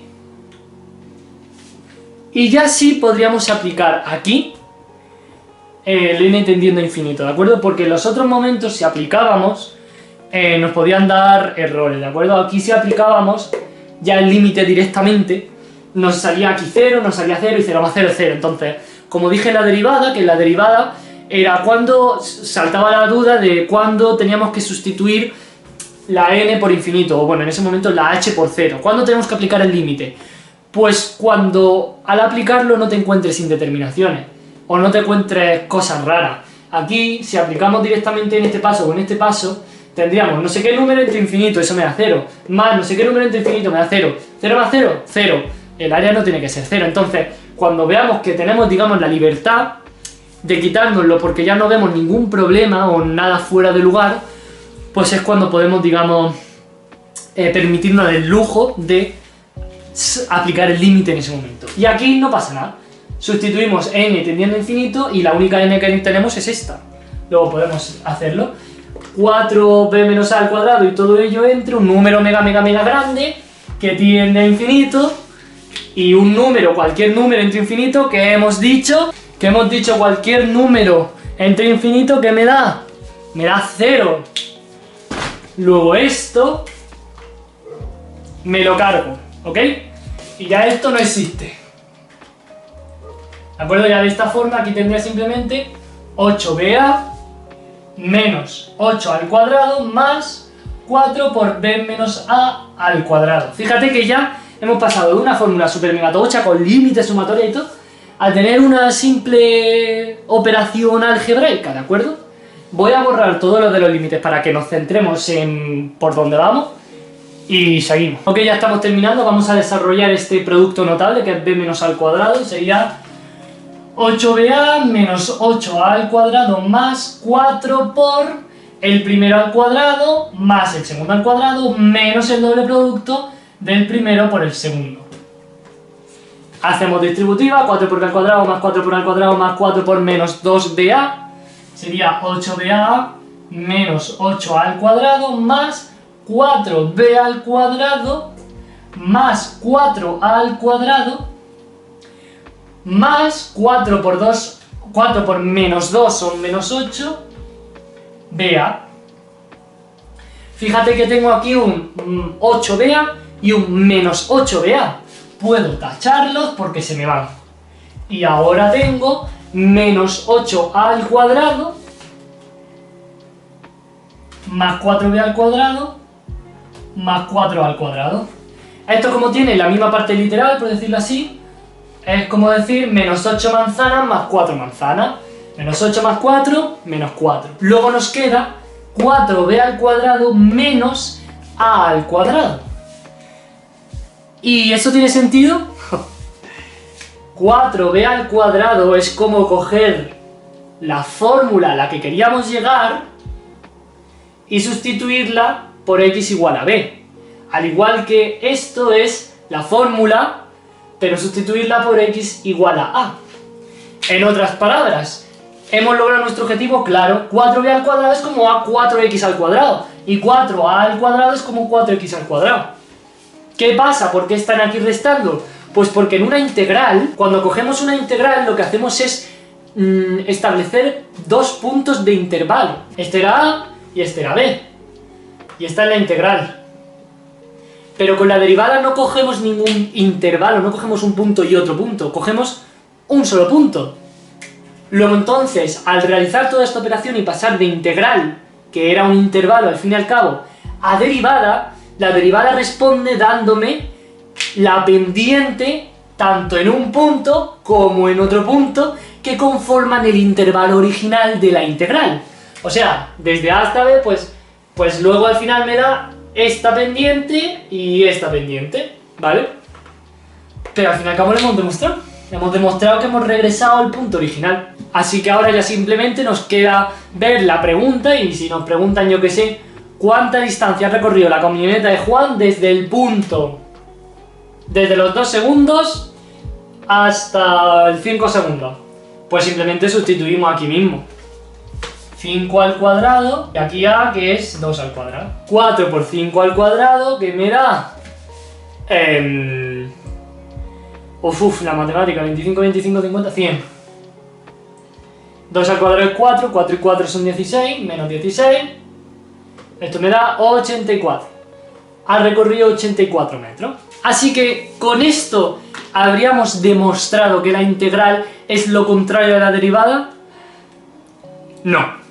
Aún no. ¿Por qué? Pues porque lo hemos demostrado, pero con un solo valor. Tendríamos que demostrarlo con todos los valores, y eso te lo va a hacer Peter. En otras palabras, hay que buscar una forma más inteligente para demostrar de una vez por todas que las integrales de todas las funciones que te imagines son la operación contraria a la derivada de todas esas funciones que te imagines. ¿Cómo lo vamos a hacer? Pues vamos a hacerlo juntos, ¿de acuerdo? Vale, quiero que os imaginéis una cosa. Vamos a trazar una función curva para hallar el área bajo esa línea en unos intervalos en específico, ¿de acuerdo? Imaginaos que yo tengo esta línea curva, ¿de acuerdo? Y quiero saber el área que hay aquí, ¿ok? Pues parto desde un punto A hasta un punto B, ¿no? Y hallar el área que hay bajo la curva sería hacer la integral desde A hasta B de esta función. Vamos a llamarla función de x, pues pongo función de x diferencial de x, ¿de acuerdo? Ahora bien, vamos a hacer una cosita. Vamos a hacer que el intervalo final, donde acaba, digamos, el intervalo que me delimita el área que calculo, vamos a hacer que varíe, ¿ok? Vamos a coger y vamos a ponerle una letra, por ejemplo, la letra t. Bueno, no, es que se va a confundir. Vamos a ponerle una variable y, ¿de acuerdo? Esa y varía, es decir, ya no estamos hablando de un intervalo fijo que no se mueve y que calcule el área que hay entre ellas y ya está, sino que tenemos un intervalo que puede moverse, ¿de acuerdo? Y al poder moverse, dependiendo del valor de la y, vamos a tener más área o menos área. Si yo a la y le añado y le sumo un poco el valor, el área va a cubrir más. Y si al contrario lo muevo hacia la izquierda y le quito valor, el área va a ser más pequeña. Luego estamos viendo que tenemos otra función. Una función que ya no depende, digamos, de la función de x, de la línea, sino de esa barrita que va moviéndose izquierda a derecha, cubriendo más o menos área. Luego, en vez de b, en vez de poner un número fijo, vamos a poner un número que va a variar. La y. Y al variar, debido a que el área varía en función de este intervalo final, de la y, esto es una función entera. Una función que vamos a llamarle función área, ¿de acuerdo? ¿Por qué? Pues porque depende de una variable para saber el área. Luego tenemos función a de área, que depende de mi variable y. Hasta ahora lo que hemos hecho es simplemente hacer una integral, pero en vez de tener intervalos fijos, vamos a hacer uno que vaya variando, y al variar, pues tendremos otra función, ¿de acuerdo? Pero esto es esencialmente lo mismo. Vale, ahora vamos a probar a derivar la función área. Esto es lo que vamos a hacer, vamos a derivarlo. ¿Qué pasa? Que para derivar una función vamos a hacer la definición de derivada. Como no hayáis visto las derivadas o no sepáis lo que son las derivadas, os digo, no lo vais a entender para nada. ¿Cómo era la función de derivada? El límite, cuando la h tiende a 0, de mi función, ¿de acuerdo? Mi función de x más h, es decir, ¿cuál era la función de x? La función de x es como la función de y, o sea, es como a de y más h. ¿Vale? Porque en este caso es a de y. Podría haberla llamado función de x, ¿vale? Y aquí en vez de y yo le llamo x, pero nos vamos a liar con función de x y función de x. Así que, en vez de función de x, vamos a llamarle lo que hemos dicho, a de y.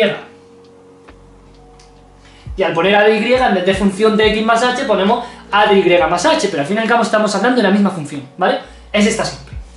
Le quito... ¿Qué era? ¿Cómo seguía la fórmula de la definición de derivada? A de y dividido entre ¿qué? Entre la h. Ok. ¿Y esto cuánto vale? Estamos literalmente haciendo la derivada a partir de una función que originalmente es una integral. O sea, estamos combinando las dos ahí en una sopa de la bruja, creando ahí pociones súper interesantes. Es como combinar cosas interesantes para que den otra cosa maravillosa. Vale. La función de y más h es tomar el valor de y como he dicho, al decir que ese intervalo puede variar izquierda o derecha, varía sumándole una cierta distancia, como en la derivada, que hacia la derivada teníamos dos puntos, ¿no? Y esos puntos estaban separados a una cierta distancia h. Pues aquí es lo mismo. Si tenemos y más h tengo el punto, que es un intervalo, que es el intervalo final de mi área, y le sumo una cierta h. Imagínate que este era mi intervalo, pues le sumo otro más, y este resulta ser y más h. ¿De acuerdo? Este trocito, ¿vale? Este trocito que varía es h. Por tanto, el área de y más h tiene que ser la integral desde a hasta y más h. ¿De acuerdo? Esto sería igual al límite de h tendiendo a 0 de la integral desde a hasta y más h de, bueno, la función de x diferencial de x menos ay. Ay era tal cual esto, ¿vale? Y todo partido h. Ahora me pregunto, ¿cómo podemos operar esta función enorme? Tenemos un área y le resto otro área, pero ese resultado, esa resta de disminuyendo y sustrayendo, la puedo sacar. ¿Por qué? Porque, pues fijaos, la integral de a hasta y más h de función de x diferencial de x, ¿qué era? Pues en la gráfica era todo esto, ¿no?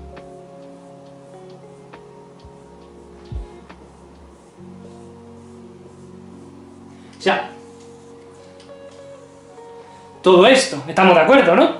Y luego, la integral de a hasta i es hasta aquí. No es hasta aquí es y más h. La y normal es hasta aquí.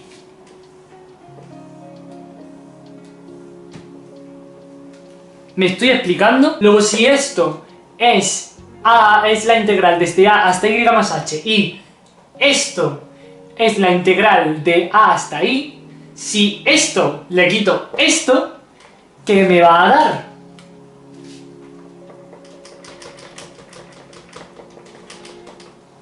Esto es lo que me va a dar. Este es el resultado de la resta. En otras palabras, me está dando lo que no cubre, digamos, lo que no comparte las dos áreas, ¿de acuerdo? De hecho, esto es muy similar como x2. Esto es igual que este es el intervalo x2, este es el intervalo x1, pues x2 menos x1 es esto básicamente. Pues con esto ocurre lo mismo. Pero ojo, ¿cuánto vale esto? Pues al fin y al cabo, ¿qué habíamos dicho que hacía la derivada? Tender la h a 0. Luego esto va a ser, o sea, digamos, el slider, por decirlo así, de mi barra, donde va variando el área, va a separarse una distancia tan pequeña, porque la h tiende a 0, tan pequeña entre la y e y más h, que va a ser al fin y al cabo un rectángulo, no va a tener una variación tan grande como para que sea así. Nosotros nos imaginamos esto, pero es que claro, esto es una distancia h enorme. Si tendemos la h, esa distancia pequeñísima, a un número mega pequeño, tendremos un rectangulito, ¿de acuerdo? ¿Y ese rectángulo cuánto vale? ¿Cuánto vale el área de ese rectángulo? Bueno, la base es la h propiamente dicha, ¿no? Al igual que si el rectángulo tuviera mayor número, la h sería su base, pues ahí igual. La h es infinitesimalmente pequeña, pero es h. ¿Y la altura cuál es? Pues si subimos es, como lo que hicimos antes con los rectángulos, era llevarlo a una altura hasta que toque que la línea de la función. ¿Y cuál era mi función? Función de x. Entonces, la altura de mi rectangulito tiene que ser función de y más h. Y esto es lo que hay que poner. Así que me quedaría con esto, el límite de h tendiendo a 0 de h por función de y más h partido h. Ahora bien, aquí estas h's me las puedo quitar, porque h multiplica algo y divide esa misma h. Y tengo que el límite es igual a el límite cuando h tiende a 0 de función de y más h.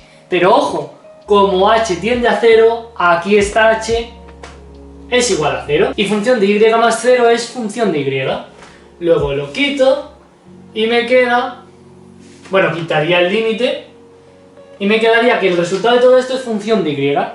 Como la y puede valer cualquier punto al fin y al cabo, podríamos simplemente poner función de x, ¿de acuerdo? Tened en cuenta que la y no es el eje y, era simplemente una variable que variaba por el eje x, y al poder variar en cualquier punto del eje x, podríamos poner en vez de función de y, función de x simplemente. ¿Por qué? Pues porque al fin y al cabo la y puede ser cualquier punto de la x. ¿Por qué? Pues porque digamos que oscila, digamos que varía, puede ampliar el intervalo en cualquier punto de la x, pero es un punto de x, luego tiene sentido que pongamos función de x. Y me diréis, ¿para qué a mí me...? Y me diréis, vale, ¿y este resultado qué más me da? Pues es que lo que acabamos de hacer es demostrar una cosa increíble, o sea, lo que acabamos de hacer es magia pura. Fíjate, al principio, o sea, nuestra base ¿qué era? Partíamos de derivar la función área, y nos ha dado, y hemos podido concluir que nos da la función de x. Es decir, la derivada del área es igual a la función de x. Pero ojo, ¿qué era la función área? Era una integral. En otras palabras, la derivada de la función área, que es esta integral. La derivada de una integral de la función de x me da la propia función de x. O sea, me voy a explicar bien. Cogemos la función de x, la integramos y luego la derivamos. Y me da lo mismo. Que una cosa le hagamos una operación y luego al hacerle otra operación me devuelve la misma cosa, no me queda de otra que decir que la derivada y la integral son operaciones contrarias. Tienes el 6 y le sumas 3 y luego le restas 3, ¿qué te da? El 6. Empiezas de un número, le haces una operación que es la suma, le haces otra operación que es la resta y te queda el 6. Concluyes que la primera operación y la segunda operación son operaciones contrarias. ¿Por qué? Porque me mantienen lo mismo. Empiezo con algo, hago dos operaciones que son contrarias y termino con lo mismo. Pues aquí lo mismo. Empiezo con una función, le hago una operación y al hacerle una segunda me da lo mismo. No me queda de otra que esta operación y esta sean operaciones contrarias, ya que estas dos anulan a la otra y me mantiene lo que tenía en un inicio. Y hemos aplicado de esta forma, y de esta forma totalmente rigurosa en matemática, hemos demostrado fielmente que oficialmente la derivada y la integral son operaciones opuestas. Y esto que acabáis de ver se le conoce en matemáticas como el teorema fundamental del cálculo. ¡Toma ya! El teorema fundamental del cálculo es lo más importante que existe en el universo. Es un teorema, es fundamental y es el cálculo. El cálculo es un área de las matemáticas que es la que más me gusta, que tiene que ver con todo esto que hemos aprendido. Entonces hemos aprendido lo más importante de este área, que es el teorema fundamental del cálculo. Es lo que más me encanta. Esto me da a mí una satisfacción entenderlo de la leche. Vale, pero aquí hay un problema. Y es que al igual que con las derivadas, la definición rigurosa y formal de la derivada me traía problemas a la hora de calcular funciones enormes, con la integral me pasa lo mismo.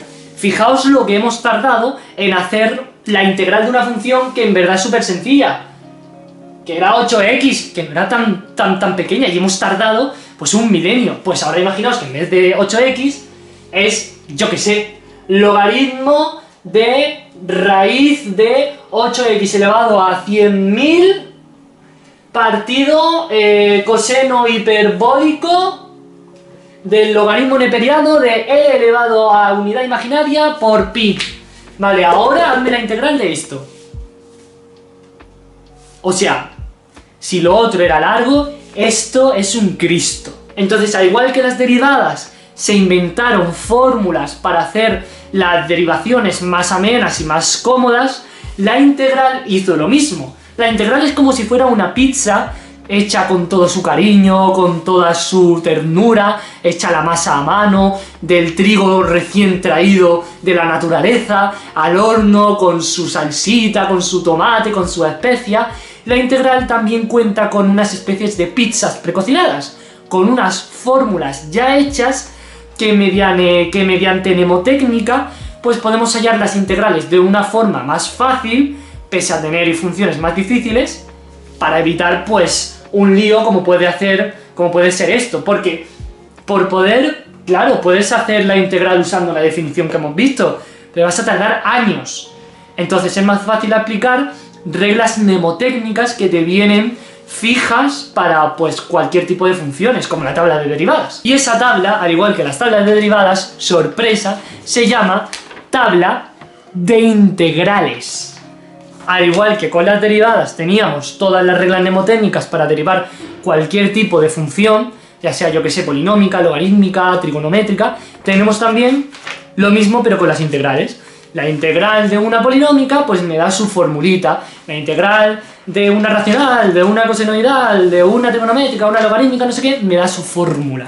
Y es eso por lo que se hace un poco más ameno y más fácil pues realizar los cálculos de una integral, porque yo, al menos yo, no pienso tirarme horas y horas gastando mi tiempo en hacer una simple integral. Imagínate que te piden más, yo qué sé. Entonces esto también es un santo grial para los alumnos de primero de bachillerato. Bueno, más bien para los de segundo de bachillerato. Los de primero de bachillerato no tienen que sufrir esta tortura aún.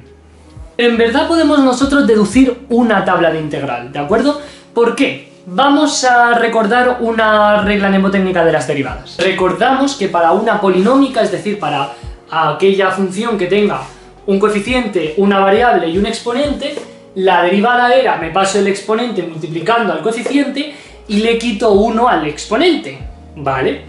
Pues ahora tenemos que inventarnos un proceso contrario. Pues bien, ahora partimos con otra función que debe de tener esta estructura. Vamos a cambiarle los nombres, en vez de AXN vamos a ponerle BYM, pero sabemos que la B en verdad es N por A, porque queremos integrar esto. Si queremos integrar esto, tenemos que dar por sabido que esto tendría que haber sido ya derivado. Luego la B tiene que surgir de haber multiplicado el coeficiente original por el exponente original. Luego B tiene que ser N por A. Y luego la Y obviamente va a ser la X, la variable no cambia. Y la M tiene que ser...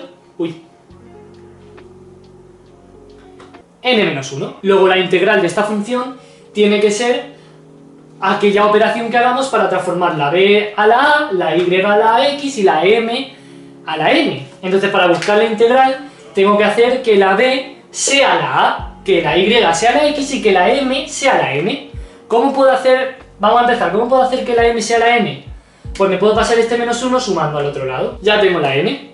Ahora bien, lo mismo tengo que hacer aquí. Para que la B se me transforme a, la A la despejo llevándome la N para el otro lado. O sea, sería B entre N es igual a la A. Pero ahora bien, ¿la N qué era? M más 1. Luego aquí sustituyo por M más 1. Y ya está, ya tengo al final, ya con esto ya tengo la fórmula. La B la sustituyo por B partido M más 1. La Y es la X, luego no importa, no pasa nada. Y la M la sustituyo por M más 1. Ya veis, la M más 1 ya es la N, luego todo bien. Y B partido M más 1 es la A, luego todo bien. Y más o menos ajustando los valores, porque esto no está nada ordenado, tendríamos que la integral es igual, bueno, la integral de la función de X es igual a, lo hacemos multiplicación de fracciones, B por I elevado a M más 1 partido M más 1. Y ya está, ya tendríamos la fórmula para hacer la integral de cualquier polinómica. Es así de simple, o sea, buscar la tabla de integrales es mucho más sencilla si tienen la tabla de derivadas. Es como presuponer cuál sería la transformación que habría hecho antes y retroceder. Y esta es mucho más fácil. Y si nos vamos a la tabla de derivada, me da la integral de u elevado a n, pues es u elevado a n más 1 partido n más 1. B elevado a bi m más 1 partido m más 1. Pero fijaos, aquí hay una cosa muy interesante. Y es que hay una cosa que se añade en cada fórmula, es una c. ¿Por qué se añade una c? ¿Qué es eso? Si yo tengo, por ejemplo, la función e de x igual a 8, ¿eso qué significa? Que en cualquier punto de la x, la función va a ser 8. Luego va a ser una línea recta. ¿Y esto tiene pendiente? No. Luego, si la derivada me dice la pendiente, la derivada de esta función me tiene que dar 0. ¿Por qué? Pues porque no hay inclinación. Y no solamente el 8, el 1 también vale. Va a estar en diferente altura, pero va a ser una línea horizontal que va variando de altura. Pero al fin y al cabo, la derivada me va a dar 0. Y le dices, ¿qué tiene que ver eso? Pues que si yo tuviera, por ejemplo, la función de x al cuadrado más 1, al derivarlo me quedaría 2x más 0, ¿no? Que esto sería simplemente 2x. Pero si yo ahora integro 2x para volver a x al cuadrado, no sé si tiene al lado un número. Si, digamos, la función original hubiera tenido un número, al hacer la derivada, ya ese número valdría 0 y habría desaparecido. Y al intentar volver al punto original, como no tenemos ese 0, como esa constante desapareció, no sabemos si al principio había un número. X al cuadrado más 1 me da 2x, pero x al cuadrado más 2 me da también 2x. X al cuadrado más 100.000 me da 2x. Ni este, ni este, ni este tienen inclinaciones, son simplemente líneas. Una línea en y igual a 2, en y igual a 1 y en y igual a 100.000, pero no tienen inclinación. Luego su derivada es 0. Luego al hacer la integral de 2x y regresar al punto de partida, es decir, x cuadrado, no sabemos qué número había al lado, si hubiera número, porque también podría no haber nada. Entonces, ¿qué idea se le ocurrió a los matemáticos para resolver esto más o menos? Pues poner una c, una constante. Una constante es un número. Entonces, cuando pones x cuadrado, entonces cuando haces la integral de 2x, diferencial de x, tienes que poner x al cuadrado más una constante, que se puede indicar con c o con k. Pero básicamente te está mencionando ese número que se perdió al principio. Te está mencionando que, pues mira, esto más una constante que, quién sabe, puede existir o no puede existir, pero las pongo por si acaso. De ahí viene la constante, de ahí viene que en todas las tablas de las integrales haya una c, porque no se supo si originalmente había un número que luego se suprimió. Y ahora vamos a hacer por último, esta vez ya sí, una integral con la tabla de integrales, con la misma función de la velocidad de la camioneta de Juanillo, ¿de acuerdo? Vamos a hacer la integral, vamos a poner desde 2 hasta el 5, de 8x, que era la fórmula de la velocidad de la camioneta de Juanillo, diferencial de x. Pues venga, al lío, 8x, esto sería, pues lo que hemos calculado antes, ¿no? Lo de by m más 1 partido m más 1, ¿no? La b es 8, entonces la b la puedo sustituir por 8, la y es la x, entonces lo sustituyo por la x, y luego la m más 1 es el exponente que hay al lado de la x. La x está elevada a 1, porque no tiene nada, pero está elevado a 1. Luego, 1 más 1, 2. Partido 1 más 1, que es 2. Tenemos que esto es igual a 8x elevado a 2 partido 2. 8 entre 2, ¿cuánto me da? 4. Y ponemos k o c de constante porque no sabemos, en este caso sí lo sabemos, pero en fin, no sabemos si había un número antes, que se lo habrían comido al hacer la derivada. Y ahora, como tenemos una integral definida, porque en este caso, si hubiéramos terminado aquí, ya nos daría la ecuación para calcular cualquier tipo de área en esta función. Pero al tener los límites, al tener los dos intervalos b y a, estamos delimitando un área concreta, y hay que calcular ese área. ¿Y cómo se hace?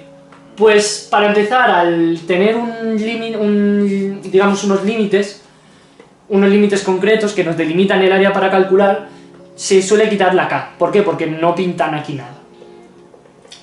De no haber sido nada, si la integral fuera indefinida, es decir, estos dos números no estuvieran y solamente fuese integral, se tendría que poner la k. Pero al poner los números, la k se puede quitar. Entonces lo que hacemos es indicar así que va desde 2 hasta 5, y lo que hacemos es sustituir el 5 primero y luego el 2, ¿de acuerdo? 4 por 5 al cuadrado menos 4 por 2 al cuadrado. Y esto me da 84, ¿no? Fijaos una cosa muy interesante, y es que esto era lo mismo que vimos anteriormente, cuando lo que hicimos lo de 4b al cuadrado menos 4a al cuadrado, al hacer la definición de la integral. Pues de aquí viene, de aquí porque tengáis que hacer esto. ¿Por qué?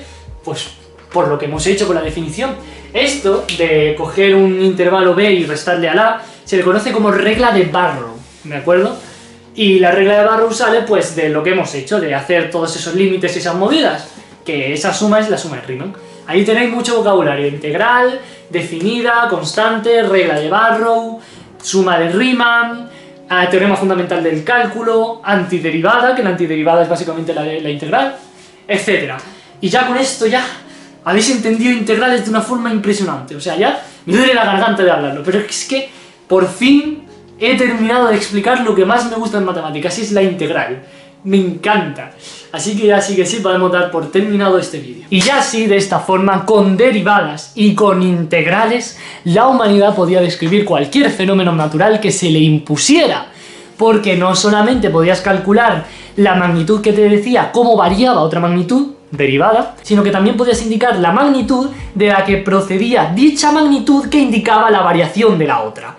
O sea, la integral. Y ya está todo resuelto. Ahora sí, con derivadas e integrales ya estaría todo resuelto. Ya nos podemos ir de vacaciones los humanos. Hemos ganado ya la batalla contra la naturaleza.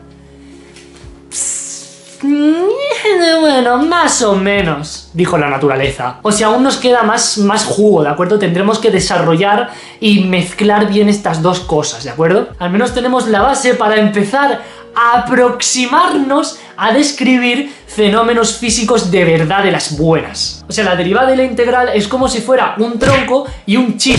Has dado un paso enorme, o sea, has descubierto una cosa imprescindible para el mundo. Pero con el chip tú puedes juntar muchos chips y te dan un móvil, te da un ordenador, te da un coche, y el tronco, pese a ser también un descubrimiento enorme, no te puedes quedar ahí con el tronco. O sea, necesitas desarrollarlo y pues crear con el tronco, yo que sé, madera, pues para crear cabañas, para crear barcos, crear establos, crear mesas de madera, etc. Y pues la derivada de la integral nos ocurre lo mismo, es la base, son como las materias primas para empezar a crear cosas más complejas que verdaderamente nos ayuden. Y pues en vez de coches y móviles o barcos y cabañas, con la integral y la derivada puedes crear, bueno, en fin, movidas y cosas raras, que eso ya son temas para otros vídeos venideros. Así que muchas gracias por vuestra atención y nos vemos en el siguiente vídeo. ¡Muaca!